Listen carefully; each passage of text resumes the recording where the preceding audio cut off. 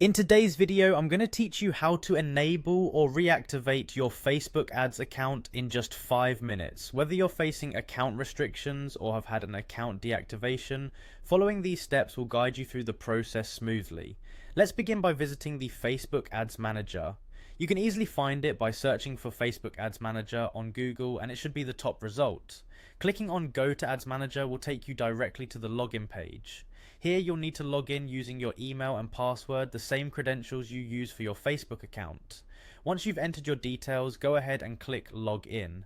After logging in, you'll be directed to your campaign's dashboard, which is the central hub for managing all of your advertising activities. If, upon entering the dashboard, you notice that your account is restricted or deactivated, don't worry. This is where we're going to work on getting your account back to full operational status. Once you're in the dashboard, keep an eye out for a notification pop-up that may appear. This notification will give you a heads up about the state of your account. From here, you'll want to click on See Details. Doing this will direct you to an overview page where you can get further insight into why your account might be restricted or deactivated. Now, to take action on enabling or reactivating your account, look for the help icon on the overview page. This icon is your gateway to resolving the issue. By clicking the help icon, you'll see an option to request review.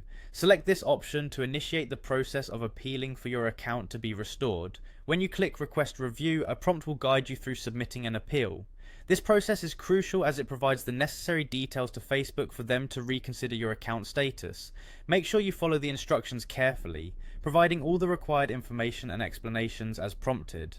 Remember to be concise and clear about the nature of your appeal. Once you've submitted your appeal, Facebook will review your request and you'll be notified about any changes to your account status.